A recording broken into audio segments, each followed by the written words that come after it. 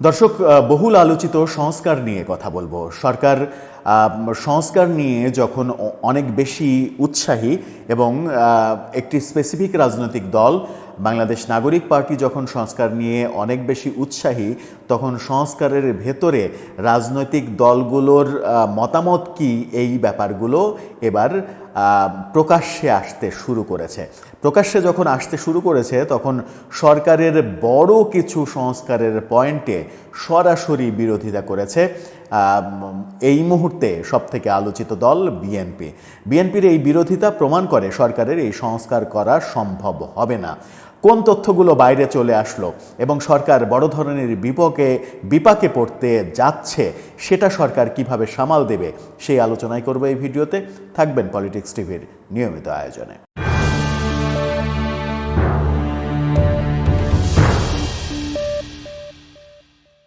দর্শক, পলিটিক্স টিভির নিয়মিত ভিডিওগুলো এখন থেকে স্পন্সর করছে প্রজাপতি.tv, নতুন ওটিটি প্ল্যাটফর্ম। আপনারা চাইলে ইউটিউবে, ফেসবুকে, ইনস্টাগ্রামে, টিকটকে দেখে নিতে পারেন। ডিসক্রিপশন বক্সে লিঙ্ক দেওয়া থাকবে, সেখান থেকে গিয়ে সাবস্ক্রাইব করে রাখতে পারেন, কারণ এই ঈদে বড় আয়োজন নিয়ে আসছে প্রজাপতি.tv। বলছিলাম সংস্কারের কথা, বহুল আলোচিত সংস্কার। সেই সংস্কারের অনেকগুলো পয়েন্টে বিএনপি সরাসরি বিরোধিতা করেছে। সেই পয়েন্টগুলো এবার প্রকাশ্যে এসে পড়েছে। বিএনপির এই বিরোধিতার কারণে সরকারের সংস্কার কার্যক্রম বাধাগ্রস্ত হবে এবং সরকার যে সংস্কারের স্বপ্ন দেখছে সেই সংস্কার আদতে হবে না। অনেকগুলো পয়েন্ট, যে পয়েন্টগুলো প্রকাশ্যে এসেছে এই পয়েন্টের বাইরেও সংবিধান সংস্কার বিষয়ে আরও অনেক পয়েন্ট রয়েছে যেগুলো বিএনপি সরাসরি বিরোধিতা করেছে। সরকারের যে সংস্কারের প্রস্তাবনার বেশিরভাগই বিএনপি বিরোধিতা করেছে বলেও জানা গেছে। এর ফলে যেটা বাস্তবতা তৈরি হয়েছে সেটা হচ্ছে যে সরকার এবং জাতীয় নাগরিক পার্টি যে সংস্কার চাইছে নির্বাচনের আগে, সেই সংস্কার হয়ে উঠবে না কোনোভাবেই, কারণ বিএনপি তাতে সায় দেবে না। এদিকে নাহিদ ইসলামের একটা কথা নিয়ে আমরাও একটা ভিডিও বানিয়েছিলাম। সিরাজগঞ্জে গতকালকে নাহিদ ইসলাম বলেছেন যে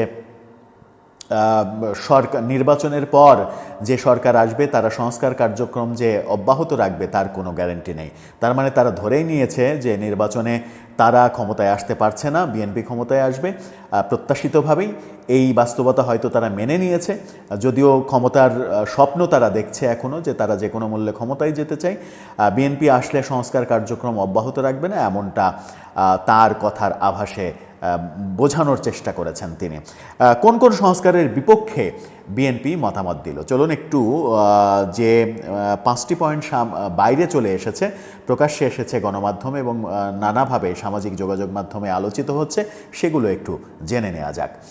আওয়ামী লীগকে এক ধরনের নির্বাসিত রেখে বিএনপি এই মুহূর্তে, আওয়ামী লীগ বাদ দিলে বিএনপি এই মুহূর্তে সবথেকে বড় দল, আর সবথেকে বড় দলই যখন এর বিরোধিতা করছে তখন এই কার্যক্রম আদৌ হবে না বলেই মনে করছেন বিশ্লেষকরা। প্রথম ইস্যু, জীবনে 2 বারের বেশি প্রধানমন্ত্রী হতে পারবেন না কেউ, এটার বিরোধিতা করেছে বিএনপি। এই সুপারিশের সঙ্গে একমত হয়নি বিএনপি। তাদের মতামত, কেউ টানা 3 বার প্রধানমন্ত্রী পদে থাকতে পারবেন না, তবে বিরতি দিয়ে আবারও প্রধানমন্ত্রী হতে পারবেন। তারা যোগ করেছে বিরতি দিয়ে, মানে মাঝখানে একবার বিরতি দিয়ে আবারও টানা 3 বার তিনি প্রধানমন্ত্রী হতে পারবেন। টানা 3 বারের কথা বলেছে সরকার বলছে জীবনে 2 বারের কথা, আর বিএনপি বলছে টানা 3 বার, মাঝখানে একটা গ্যাপ, তারপরে আবার টানা 3 বার যে কেউ প্রধানমন্ত্রী হতে পারবে। অর্থাৎ সরকারের এই সংস্কার কার্যকর হচ্ছে না, এটা নিশ্চিত করে বলা যায়। সরকার বলছে রাষ্ট্রপতি, প্রধানমন্ত্রী এবং সংসদের মেয়াদ 4 বছর নির্ধারণের সুপারিশ করতে, কিন্তু বিএনপি স্পষ্ট জানিয়ে দিয়েছে বর্তমান যে সংবিধানের নিয়ম 5 বছর, সেই 5 বছরই থাকতে হবে। সরকার বলছে নিম্নকক্ষের সংখ্যাগরিষ্ঠ সদস্যের সমর্থনে নির্বাচিত প্রধানমন্ত্রীর নেতৃত্বে মন্ত্রিসভা নির্বাহী ক্ষমতা প্রয়োগ করবে। এই সংস্কার প্রস্তাবের সঙ্গেও বিএনপি সম্পূর্ণ দ্বিমত করেছে, এটা হবে না তারা জানিয়ে দিয়েছে। সরকার বলছে নিম্নকক্ষ, সরকার 2 কক্ষের কথা বলছে, নিম্নকক্ষ এবং উচ্চকক্ষের কথা বলছে, সেটাও বিএনপি না করে দিয়েছে। সরকার বলছে নিম্নকক্ষ ও উচ্চকক্ষে 2/3 সমর্থন থাকলেও সংবিধান সংশোধনে গণভোট লাগবে। অর্থাৎ সংসদে আপনার যদি 2/3 সমর্থন থাকে তবুও গণভোট করতে হবে, তবেই সংবিধান সংস্কার করা যাবে।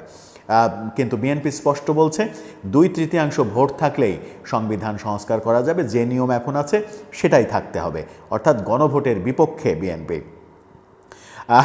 হাস্যকরভাবে সরকার জাতীয় নাগরিক পার্টির সেই জনপ্রিয় ব্যাপারটা প্রস্তাব করেছে।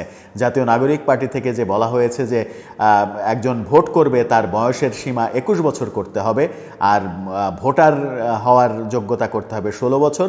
সেই 21 বছরের যে বিধান সেটা সরকার প্রস্তাব করেছে। এটা একেবারেই হাস্যকর একটা ব্যাপার। সরকার প্রস্তাব করেছে নির্বাচনে প্রতিদ্বন্দ্বিতা করার ন্যূনতম বয়স 21 বছর। বিএনপি সরাসরি বলে দিয়েছে 25 বছরই থাকতে হবে, 21 বছর করা যাবে না। এরকম আরও অনেক পয়েন্ট রয়েছে যেগুলো বিএনপি সরাসরি না করে দিয়েছে, বিএনপি একমত হয়নি।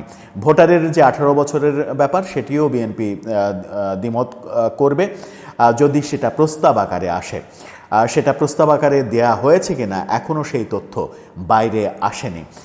এই যখন অবস্থা সংস্কারের, তখন দর্শক আপনার কি মনে হয় যে এই সরকার আদৌ যে সংস্কার কার্যক্রম হাতে নিয়েছে সেই সংস্কার কার্যক্রম বাস্তবায়ন করতে পারবে? আমার মনে হয় যে পারবে না।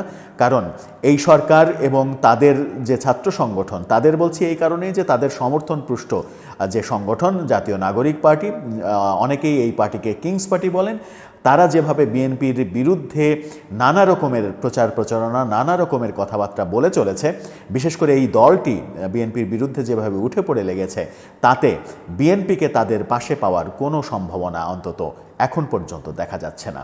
শেষ পর্যন্ত কি হবে সংস্কারের? দর্শক আপনার মতামত জানিয়ে লিখতে পারেন আমাদের কমেন্ট বক্সে।